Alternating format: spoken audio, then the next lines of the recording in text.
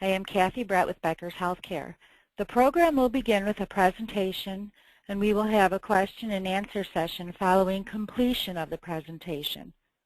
You can submit any questions you have throughout the presentation by typing them into your control panel in the space labeled Enter a Question for Staff and clicking Send. Our presenters will attempt to answer as many questions as they can during the time we have and will follow up on any questions they do not have the opportunity to address. You will receive an email within about a week following the webinar that will include instructions for how you can download a copy of the presentation. You will also receive a follow-up email shortly after completion of the program, and you can submit your feedback or any additional questions at that time. This email will not include the presentation. It is now my pleasure to introduce today's three presenters. Gauthier van Eetvelde of McKinsey & Company. Gauthier van Eetvelde is a consultant, executive coach, and facilitator specialized in change management. He is a former McKinsey engagement manager focused on organizational behavior and currently works with McKinsey Solutions. Gauthier started coaching his peers as a teenager, and his practice has grown over time to teams and senior executives. As a consultant and trained facilitator, Gauthier focuses on interactive interventions in organizational effectiveness and change, capability building, and team alignment. Gauthier holds an MBA from INSEAD and was further educated at ICHEC in Brussels, where he holds a master's degree in business engineering. He has 6 years of experience in designing and facilitating experiential workshops focused both on personal insight and capability building. He also has several years' experience as a project manager in major transformation programs. We also have James Stanford of Objective Health. James is a client service executive with more than a decade of experience serving organizations across the healthcare sector. Recent work with hospitals includes a comprehensive performance transformation engagement for a multi-hospital system, an accelerated margin improvement program for a large independent hospital, and a physician alignment strategy for a regional health system.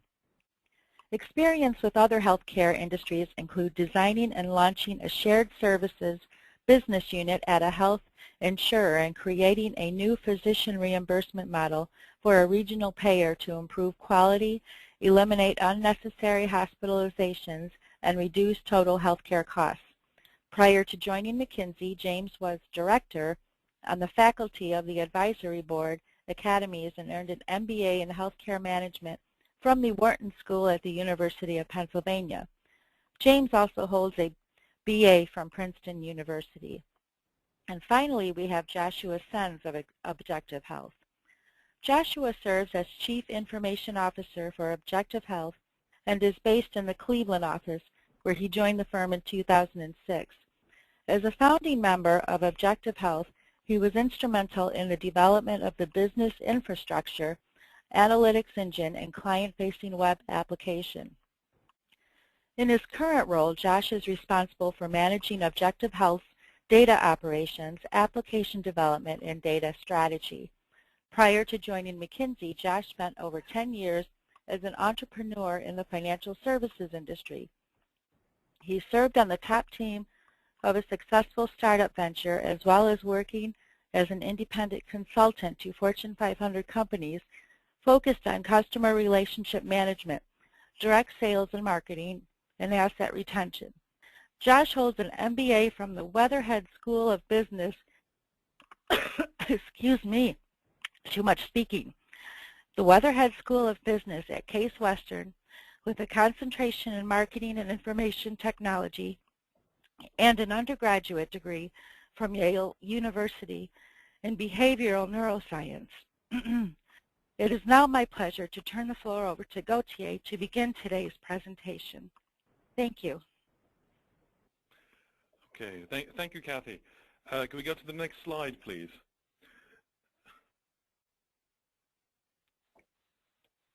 Okay, so for the next presentation, we're going to start focusing on what are the key challenges and approaches for change management and making it successful. After that, we'll be focusing more on what are the formal systems and processes that entails, and then we'll dive into a provider case study, and as Kathy mentioned, we'll have plenty of time after that for Q&A. So change management, next slide please, is an extremely important topic, because we can all make a decision on what is the right direction, but unless we understand what we actually need to do to make it happen, it's a bit meaningless. So what McKinsey has been doing in the past several years is really trying to understand what are the key factors of that, and doing several hundreds of thousands of research and talking to lots and lots of people to try to understand that, and as well interviewing several thousands of leaders. Can we click, please? To try to understand what's behind all of that. And so what we found, if we go to the next slide please, is that most organizations, no matter what industry, are actually ongoing different transformations at different levels. Can we click please? And what we realize is that the rate of success of companies that are trying to change but do not have holistic programs is very small. Click please. But what we do see is that when organizations engage in holistic programs, have a much greater rate of success. Next slide, please. So about 80% if they do have holistic programs. Next slide, please. So when we think of change, and we've all heard that 70% of change efforts fail, and this is no matter what the change is, whether it's a big structural change, whether it's a merger, whether it's a new product launch, whether it's even a new IT system rollout. So it touches everything. But a lot of people talk about change, and if you search on Amazon, you find hundreds of books about how to make people do what you want them to do without them wanting it. But what you do realize is that guerrilla change, next slide please, does not work. Now, it's always good to remind ourselves of the sarcastic nature that's in all of us, and understanding that one size fits all will not work. If we are focused only on process management, we're missing the point and not adding value. So what I'd like to do now is ask you all a question. If we could go to the next slide, and it's a poll. And I'd like to ask you, in your experience of strategic initiatives or any other change efforts, what are the main reasons they fail? So I'd like to invite everybody here to pick up to 2 answers in the list here. And I realize we can consider other factors, but out of these 5 here, which ones do you believe are the most significant? So just take a minute to choose 2 of the 5 that are listed there.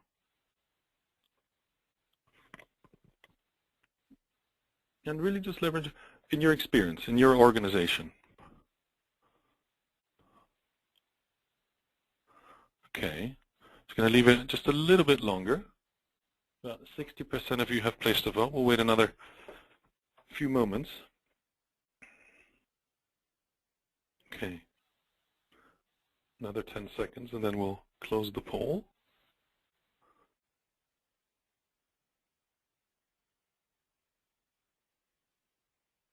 Okay, great.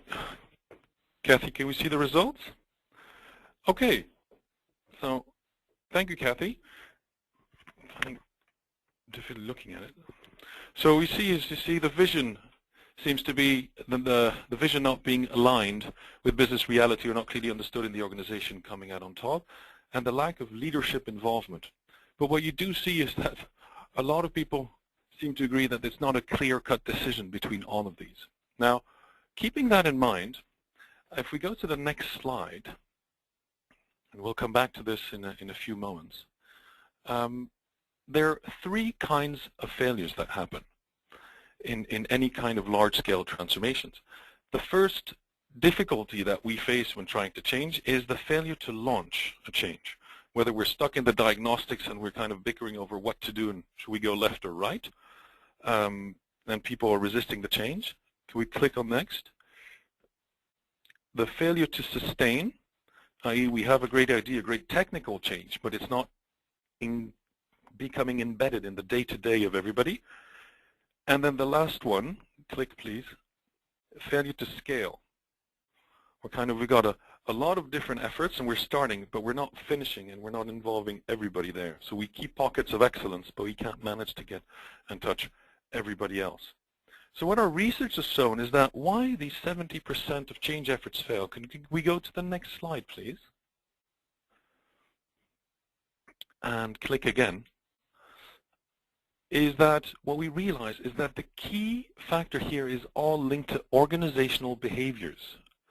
And yes, obviously having adequate resources and budget is important. It is clear that we need to have a very clear vision as well. But the key factors that prevent us from having successful change, and this is average across several industries in many years, is employee resistance to change and management behavior that does not support the change. And so we realize that and say, well, if behavior is the key thing and not the decision of which change to do and how it's particularly rolled out, how do we impact these behaviors? So if we could go to the next slide, and I invite you to read through an example which you may or may not recognize, understanding that all the different stakeholders in a change of an organization, between a CEO making a bold decision, that feeling confident that this is the right way, and trickling down all the way to the frontline management, having people who may feel that, like an executive committee that doesn't feel it's the right direction, may not be engaged, which may be kind of reluctant, which may not feel they have been consulted enough or taken into account enough. Their report, senior management, may not understand where this is coming from, in particular if their managers are reluctant themselves. And frontline management, what we often see is they kind of have the little voice that we sometimes do, oh, here's another change coming in from the ivory tower. If I keep my head down, this will go away. And so what we're facing is an entire system of mindsets and behaviors which are blocking the change. And so the key thing is, how do we face this? How can we impact the things that are visible, the behavior, but everything else that's going on for each one of us, the mindsets? And so if we could go to the next slide, this is a bit the model that comes from hundreds and hundreds of change programs, is what we call the influence model. And we say, so at the center, I will change the way I work. I will change my behavior if I see others adopting it, whether it's in leaders and colleagues or direct reports, so role modeling. I will change the way I behave, the way I work, if I am convinced this is the right change and I understand how we're going to do it and it makes sense to me personally, so understanding and conviction. The third one is about having the right skills and capabilities. I will change the way I behave if I have the tools in hand, the right knowledge and the right capabilities of doing so. And the last one, which is often where we tend to focus too much, if the processes, the structure and the systems encourage me to adopt this new behavior. And it's not so much about one being more important than the other, it's being sure that we pull all four levers simultaneously. And I just want now to walk through a few examples of what this could mean. Could we go to the next slide, please? So in terms of role modeling, it is about, having a senior management taking targeted leadership actions, these small actions which has high visibility and high impact on the rest of the organization, involving a network of change agents at different levels of the organization, and generating as many interaction opportunities between people that are adopting the new behaviors that are driving the change and everybody else that needs to be impacted. Next slide, please. In terms of building understanding and conviction in the change, is about having a clear mission and vision dialogue with the organization, having them feel involved, having a personal story with personal anecdotes developed by a chief executive officer or another senior manager that actually links with the different people and makes sense for them in terms of why is this important to them? What are the values behind this? What is the case for change? Why are we doing this? And then how the story cascaded throughout the organization in a meaningful way.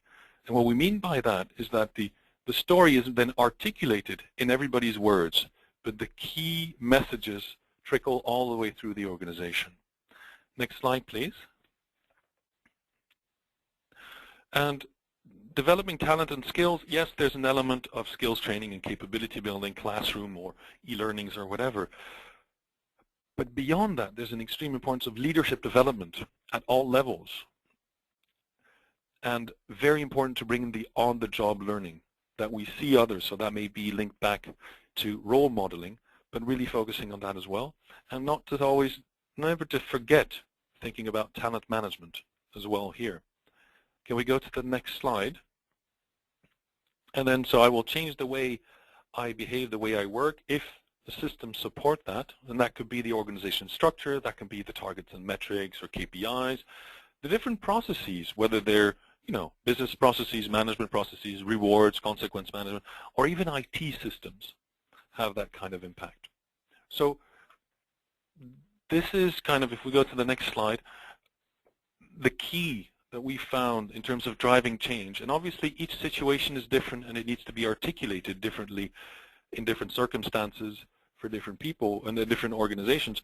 But the key thing is pulling these 4 levers in a way to touch everybody involved in the change throughout an organization, throughout the hospital, so that people believe the change, see others adopting the change, have the skills to do so, and understand and have the perception at least that the formal mechanisms and systems of the hospital encourage them to do so.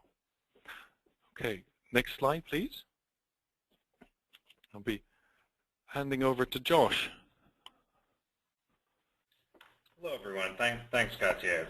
So, to start out talking about formal systems and processes, as Gauthier mentioned, this is really one of the pieces of the overall influence model that we need to drive in order to make change happen in an organization. But it's actually a really important one, and one that we see a lot of opportunity for in the healthcare space, because it's really these formal systems and processes that help to provide the backbone of support for the organization to help use the other levers of the influence model to ultimately meet their goals.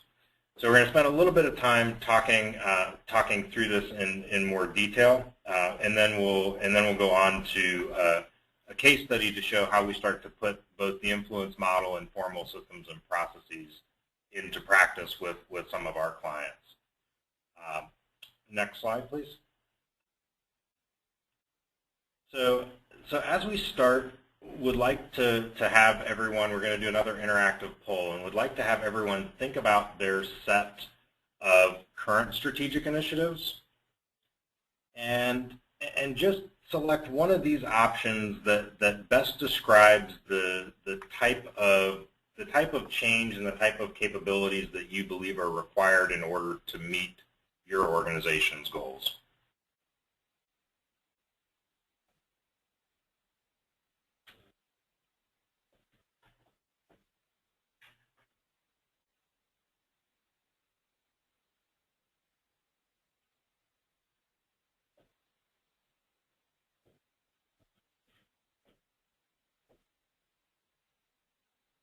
Yeah, I think we'll leave it open for another 30 seconds or so.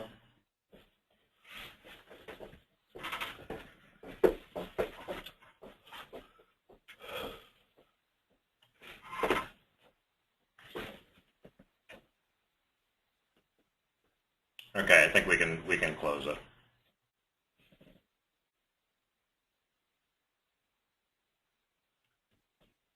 Okay, so if we look at the results of this, I think this is not very surprising to us. This is the story that we're hearing from our clients as well, and especially when you look at the industry that we're in and undergoing the change, whether it be the idea of healthcare reform and the effects that it's going to have on my organizations, or having to operate more profitably at Medicare reimbursement rates, the trends towards sharing of risk and ultimately population health management. There are a lot of big, lofty goals that organizations like yours very likely have, and quite frankly, a lot of new capabilities that frontline staff and the people on your teams are going to need to be able to employ in order to reach those goals. So you can go back to the presentation on the next slide. So when we think about change management and ways in which organizations set up formal systems and processes in order to support that, we think about this against two of these options, very similar to the questions that you just answered in the poll. So first of all, how much change are we really trying to achieve? And then what level of capabilities are going to be required, especially new capabilities for our organization, in order to do that? And that puts us into a matrix that you're seeing, and we'll talk very quickly about each of the components, and then where we see the need in the healthcare space. First, if we start at the bottom left, we have what we call the nerve center, and this is for the idea of doing really being all about execution and using skills that your staff already has in not significant amounts of change. In this case, the key element of how you need to organize around this is really to think about how do we coordinate effort. So, the example of this is multiple departments approaching their own change initiatives and using tools and processes that work for them in order to execute better, but how do we at least pull that together and have a common view of that? If we start to move up the chain to the blue quadrant and think about, as levels of complexity and as the ambition of how much change we're looking at start to evolve, we start to bring in both the idea of not just pulling the pieces together from more of a reporting standpoint, but actually thinking about how we drive change as an organization and doing things in what we would describe as a change management framework. So things like, how do we share a common vision through layers of a complex organization, or how do we handle different sets of stakeholders that may be involved across more robust efforts. And a lot of times what we're seeing is that this is the type of approach that systems will use across multiple facilities to try to drive system level goals, for instance. If we move to the green quadrant, then we see that as we start to have a need for new capabilities, there's the whole idea of how do we start to actually position the organization in a way where you can build expertise and new skills, as well as both develop and share best practices. And that's really the capability add-on to that coordination. And I think a lot of existing hospitals and health systems are doing this through performance improvement groups, through lean ops focused efforts. But it's really in a targeted way building capabilities in a specific area. When we look back to the results of the poll, and we actually bring this back to the picture that we're seeing with our clients, the reality is that most hospitals feel like in their strategic initiatives, they really are dealing with significant amounts of change as well as significant new capabilities, and that puts us in the orange quadrant of what we call revolutionizer. And this is really characterized more by a centralized group that is playing a prominent role in both driving the change management and the content expertise at an enterprise level. We would also talk about this as real, world-class program management capability. And we're starting to see more and more of this as hospitals and health systems are forming things like strategic initiative offices or enterprise-level PMOs. However, it feels like we're in early days of that. So if I look across this, matrix, it's really important that based on the level of change we're trying to achieve, we organize ourselves in a way that we can actually put formal systems and processes together in order to actually meet those goals. So if our goals are in the orange, we should not be setting up our systems to manage that in the gray. It's an important gap that we're working with clients today to really help solve. And then, regardless of what your goals are, the formal systems and processes really help to support you around two specific items. The first is around overall program structure and accountability. and the second is around information transparency and progress tracking. So quickly go through a little bit more detail on that, and then we can get to our case study. So next slide, please.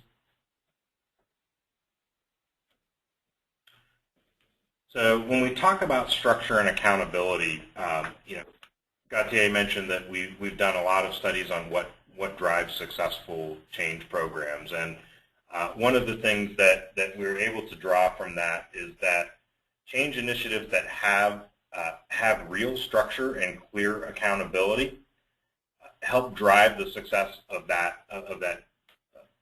the likelihood of success of those initiatives by a factor of over 6 times. So a very significant difference of how this drives the ultimate results of whether a program is successful or not. And when we think about what a well-structured and well-managed program and accountability framework provides, it really helps to do a couple of things. So first, by linking initiatives up to specific programs, it helps create a common understanding of how individual goals ultimately tie back to a much more bold and memorable aspiration.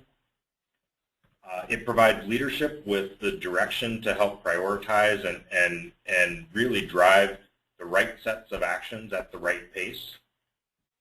And lastly, it sets the stage for measuring performance to make sure that the actions that we are performing are actually having the desired impact that we would expect. Next slide, please. In terms of what we see, typically hospitals, and this is true across industries as well, but specifically in the healthcare space, hospitals have really lacked the robust set of tools in order to manage and structure program management.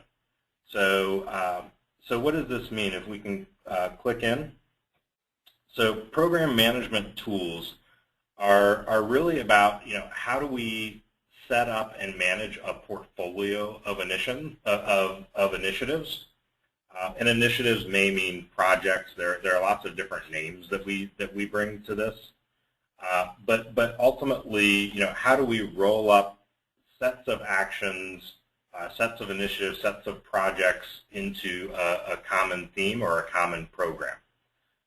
Once we do that, we can then start to monitor the achievement both at the initiative level as well as the program level. It also provides for more of the information transparency that we'll talk about in a moment.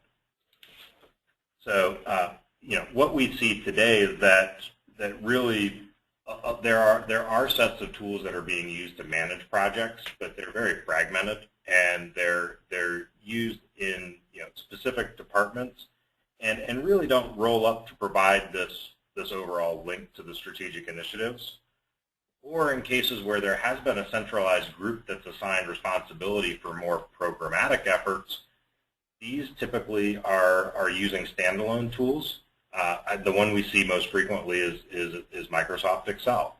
And really it's a standalone tool that's not able to distribute that type of information to the right people, and quite frankly ultimately results in usually multiple FTEs running around trying to update status rather than actually trying to help drive the change that's intended.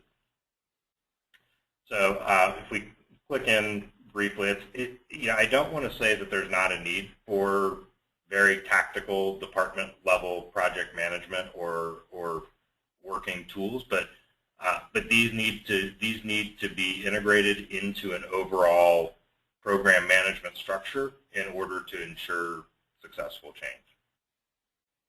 Next slide, please. So the second item about systems and processes is how do they provide transparency and progress tracking throughout multiple levels of the organization. And there are really two key items for this. So on the left-hand side, we see again the results of our surveys and our research that basically says programs do better if people are able to get the right information at the right time to monitor progress, and then have the ability to course correct if necessary.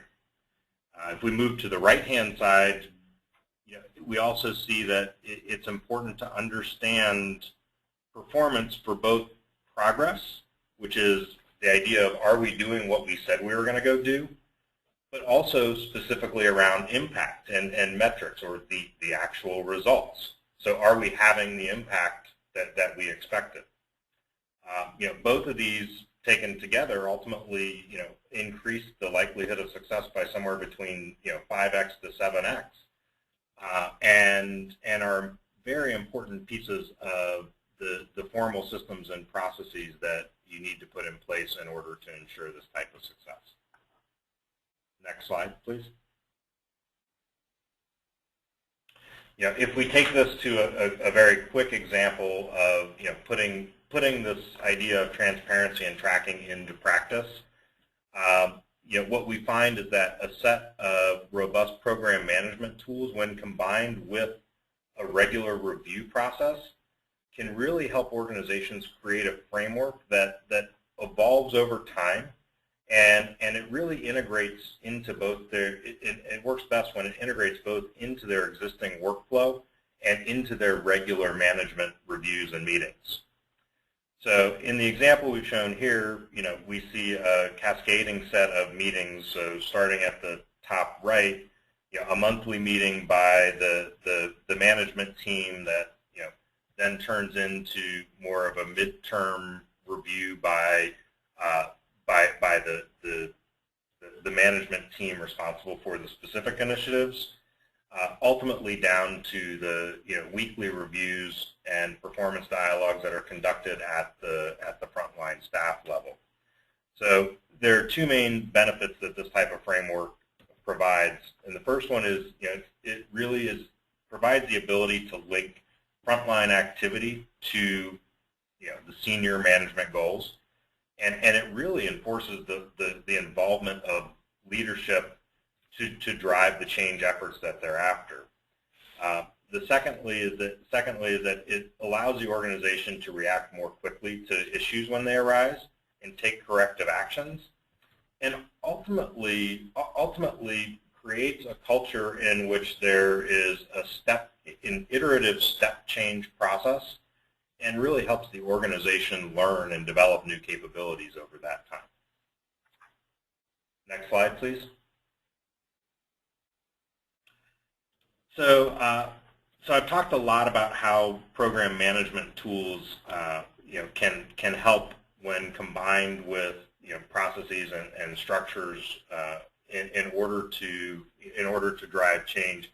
When we look at best-in-class program management tools, it's really important that we think about what are their capabilities throughout the life cycle of organizational change, and that's not a one-time effort during a strategic planning process. It's really an ongoing multi-year journey and a commitment in order to actually drive this into the way an organization conducts their business. So, the first step of that is that, they need to be a part of the planning process. And, how do we help use these to capture ideas, to prioritize, and essentially set targets for our goals? We can click, please. It's important that then we're able to link this to our execution or implementation phase. And really, this is where the communication and the transparency and the robust progress and impact tracking come in order to understand, are we doing what we said we were going to do, and make sure that things don't die on the vine. Next click, please.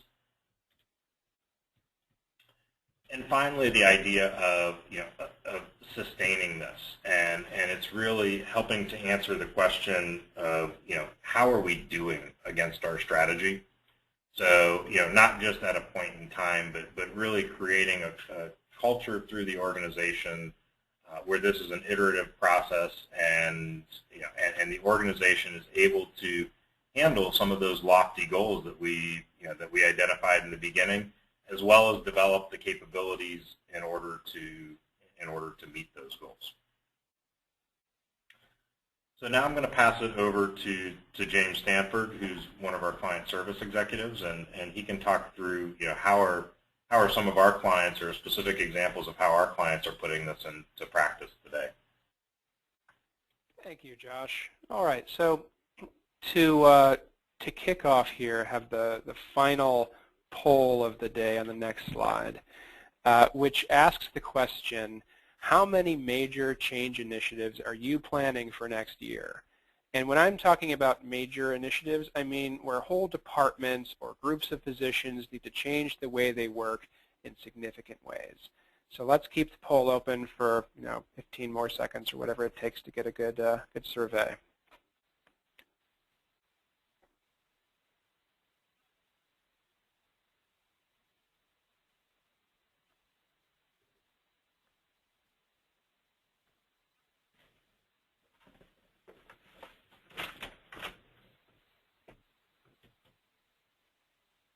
About 10 more seconds.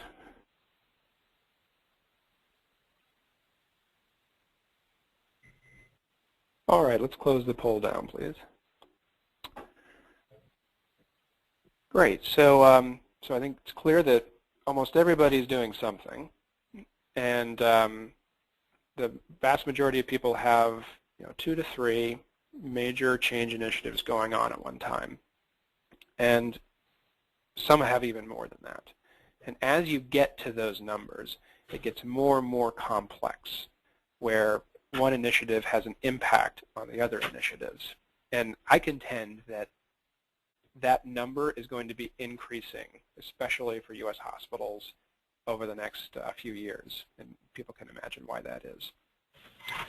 So let's talk about what it takes to actually manage in that complexity, and to make sure that of all of the initiatives that fall into that 70% that fail, how do we avoid that?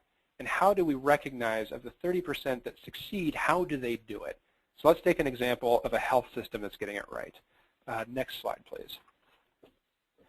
So I want to use an example of a roughly $1 billion 4-hospital system that identified a need to improve its operating margin by $100 million by 2019.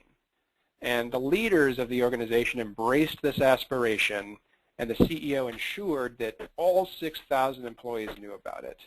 Click, please. They identified a set of change themes, which were divided into performance themes, which would get them to their $100 million, and health themes, which would make sure that they're doing it responsibly. And this is what Josh was talking about when he's describing the overall program structure, that they fit into these performance themes and health themes. Within each of these themes, click please, they identified a large number of potential initiatives, each with its own owners, key performance indicators, timelines, and resource requests.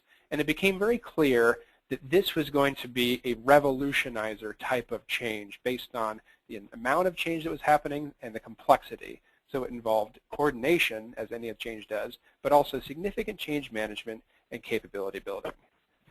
Next slide, please. And so to account for that and to make sure that they were giving the revolutionizer approach its due, rather than hit go on all of the initiatives, they first undertook a methodological approach to select a portfolio of initiatives that would work coherently together. They first evaluated each of the initiatives based on its expected impact and its feasibility, prioritizing those into quick wins, start now, capture laters, start later initiatives, and not for nows. Those are the ones that they would deprioritize right off the bat. Then they looked at all of the ideas as a portfolio, assessing risk and timing to balance the portfolio so that they could manage the risk of these initiatives over time, understanding that something that has very low risk may be something that you can do immediately, but the more risk, the more time it helps to give to an initiative. Finally, they looked at capacity, capital capacity, individual leadership capacity, organizational capacity to manage the initiatives of the next 3 to 6 years. And critically, they let many good initiatives go so that they could ensure success of the coherent few that remained. So next slide, please. Some of the initiatives were obvious fixes that they could start immediately. But before they moved forward with the bulk, they applied that culture change framework that Gauthier mentioned up front, called the influence model, to the overall change effort to ensure that they are properly considering the culture and the capabilities of the organization. And of the 4 key components, when it came to role modeling, they showed that as leaders, through their own actions, how important this change effort was. For example, they made a practice of reviewing a standardized set of reports about the change effort in every monthly meeting. And the ongoing reporting demands and actions coming out of those meetings signaled to all the employees of the organization that it was top of mind for the leadership. What's more, all the leaders publicly built in change goals into their performance criteria to show that they were walking the talk. And so, click to the next piece. The next one, understanding and conviction. This is about crafting that change story that Gauthier mentioned. It's absolutely critical, and to make sure that relevant stakeholders understand and agree on what they need to do. So for the board, they rewrote the system governing principles to remove platitudes and redefine the strength of the system. And this was a system that had been kind of a system in name only. And I'm sure that you've seen many examples of this, where the hospitals are fiercely independent. And it was very clear that that wasn't going to work anymore to create the sustainable model that they needed. And if hospitals couldn't get on board with that, the leader was very clear that the hospitals would be separated from the system. To create the burning platform for employees, she scheduled a series of town halls that highlighted the $100 million imperative and explained the hard work that that would take to complete. And to help those individuals understand exactly what was expected of them, they insisted that all initiative plans cascade down to each level of the organization to ensure clarity. There's more on that later. The next piece, click please, developing talent and skill. They created an internal consulting department to provide problem-solving and change management resources to change teams. They developed lean management and problem-solving skills for managers and their internal consultants. And they reviewed succession plans for leaders to ensure that the right competencies would be in place for the new landscape.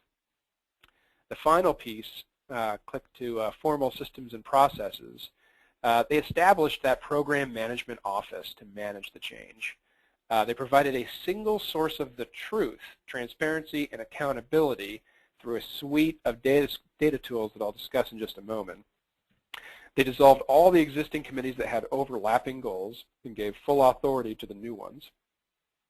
And they built a single EMR for the entire system to include the affiliated physicians. Next slide, please. So the actions they took to drive the culture change were informed by a survey that they'd had every employee complete to understand how they'd managed change in the past. And what you see here is a wordle representing the frequency that a word came up in those free response sections. And not surprisingly, communication was the most commonly cited need. But the question is, what kind of communication? It's very, very catch-all. But the survey also showed that while the executives felt very supportive of the previous changes, there was a huge drop-off in understanding and support at the very next level of management, and that continued to deteriorate. This was a wake-up call to the leaders that they had to rethink how they defined, planned, and launched initiatives. So for example, on the next slide, when I talk about cascading the initiatives down through the organization, whereas in the past they might have thought about an initiative to reduce average length of stay. And everyone might know that there's an initiative to reduce average length of stay. Not everyone knows what role they play in it and what their expectations are. And they explicitly wrote out that cascade for each level and established KPIs for them. In the next slide, please. They also developed a process for managing performance across all the initiatives. They used a program management tool that included all the initiatives, and this is what Josh is talking about, finding an integrated way across the organization that they could easily manipulate to show the initiatives by the owner, by performance theme, by status, etc., so they could see what was on track to celebrate success, and course correct as necessary. On the next slide, we talk about a cross-system dashboard that they set up to track key metrics across the hospitals in a simple scorecard that measured current performance versus target performance. And these also they would use in those monthly meetings I described to track at a high level performance themes and health themes. They were also in those meetings able to dive into specific drivers of performance through analyzers like the one on the next slide that in this case shows the drivers and costs of clinical variation. And having the data at their fingertips where they could start at a high level but had the power to go to the details immediately, it significantly sped up the implementation. More importantly, it allowed the leaders to quickly address and overcome standard obstacles that get in the way of decisive action.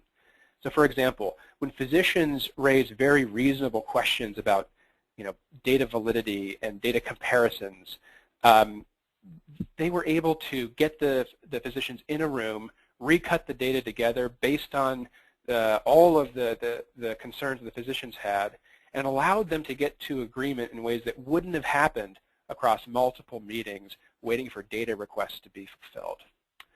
And so with that, those are the things that they've had going on. The good news is that they've been able to be on track to meet their near-term goals. It's a multi-year initiative, but after the first year, they're on track to make roughly $25 million in margin improvement, and more to come the year after that.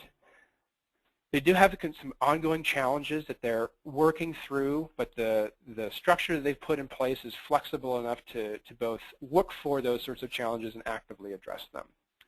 And so I think it's just an excellent example of how an organization is able to take into account all of the important cultural and capability needs while also building in those formal structures and processes that Josh mentioned to give themselves the best chance at getting into that 30% of strategic initiatives that succeed.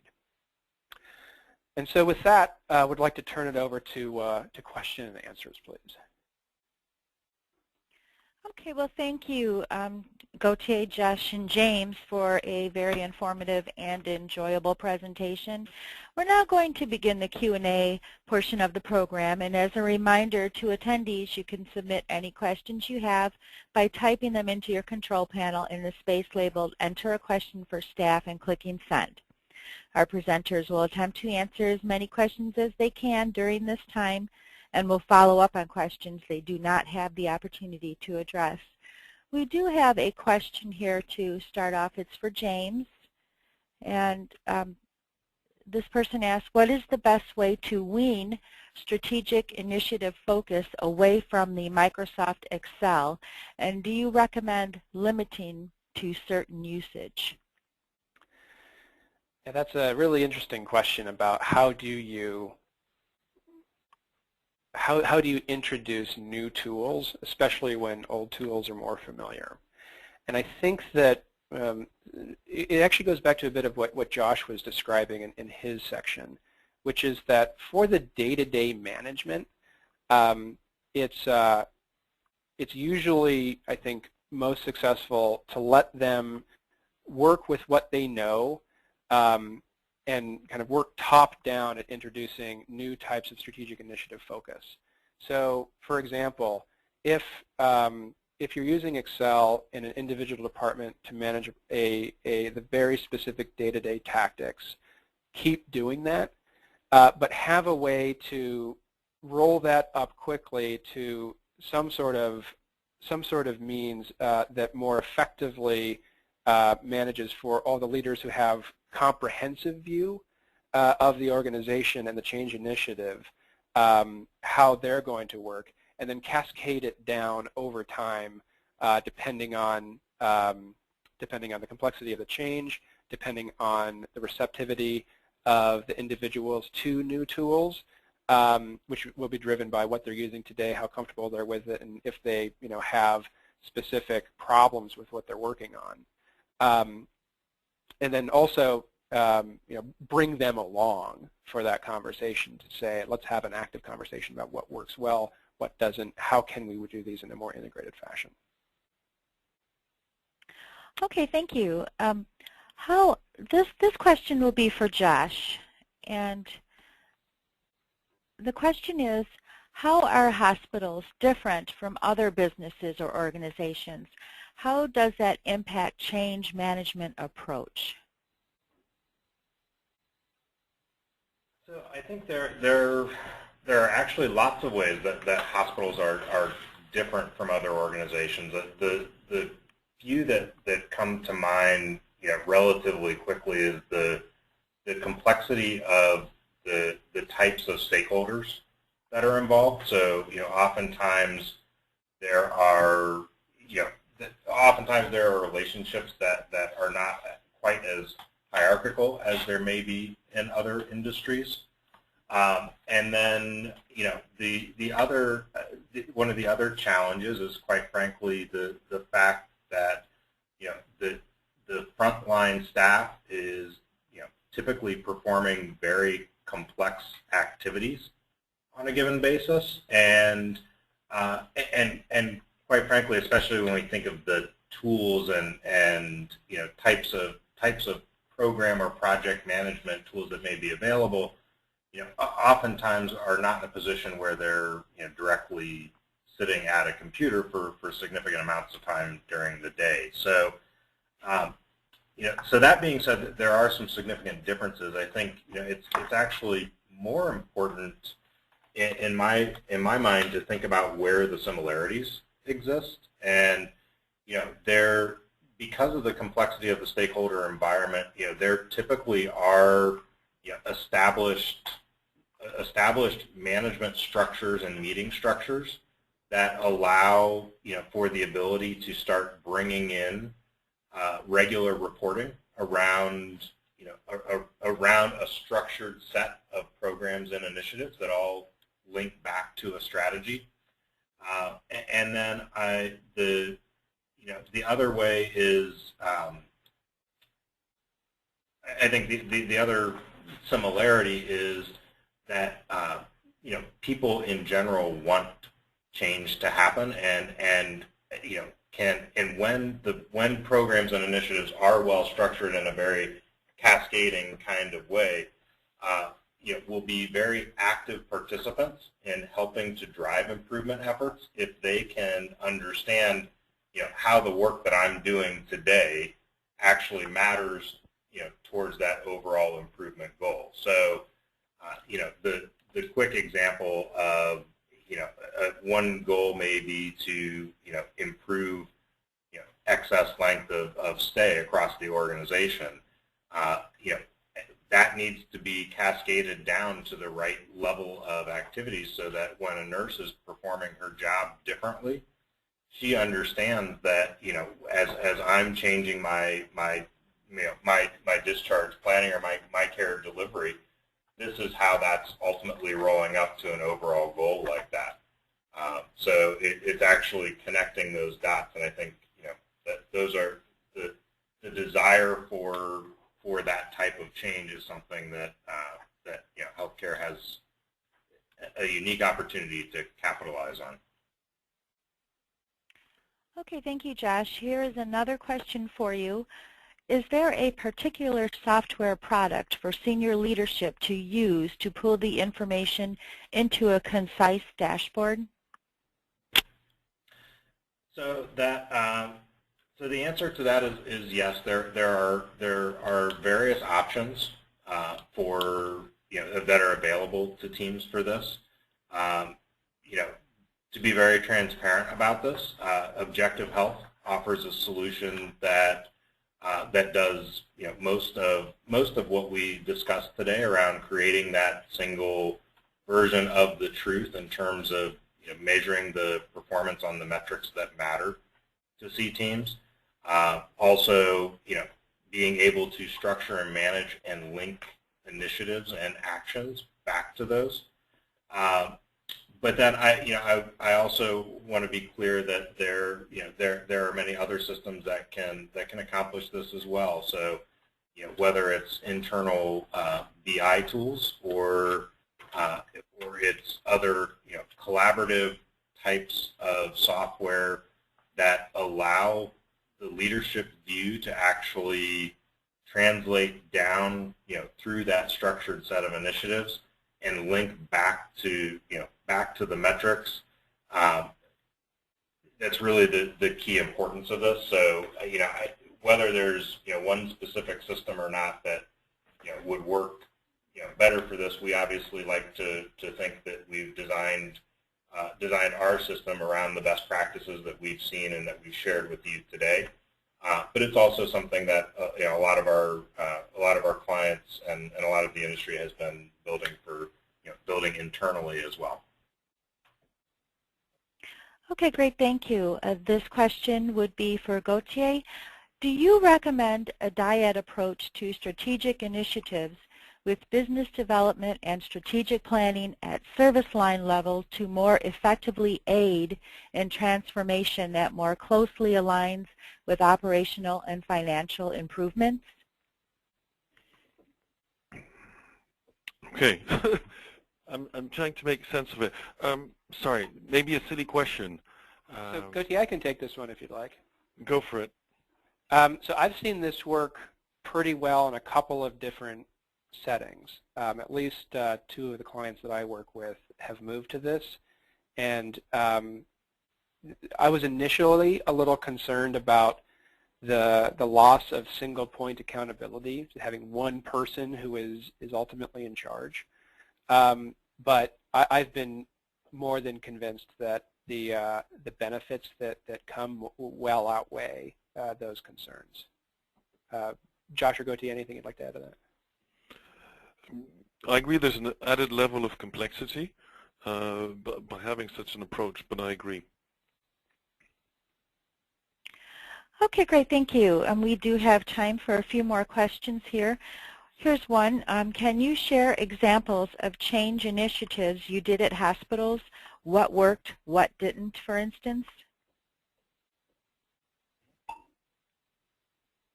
Sure. So I can take that one. And I'm thinking specifically, actually, of a recent one that was pretty successful around labor productivity improvement.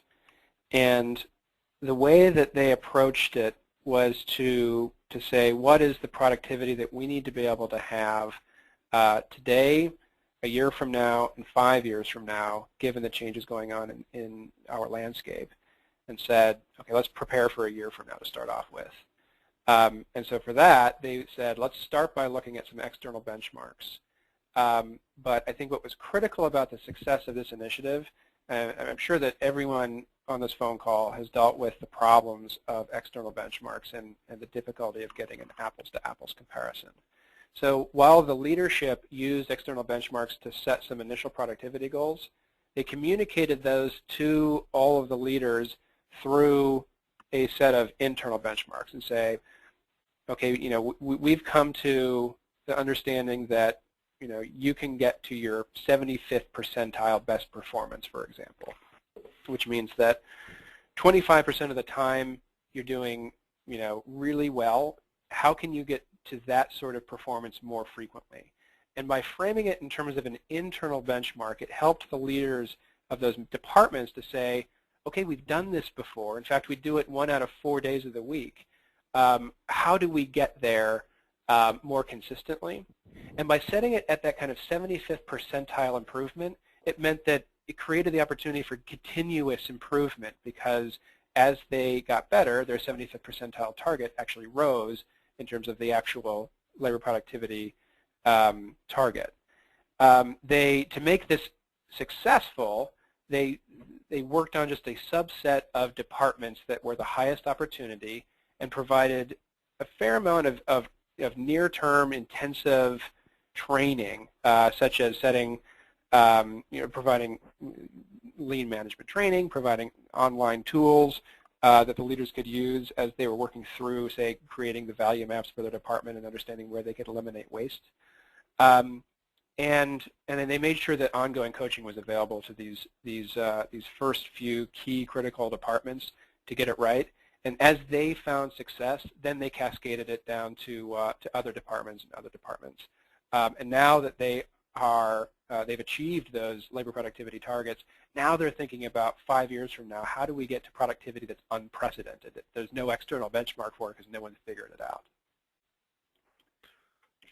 Okay, great. Thank you. I believe that's all the time we have for today. I want to again thank our presenters for their excellent presentation and for all of you who participated today. We look forward to having you join us again for future webinars. This will conclude today's program. Have a wonderful afternoon.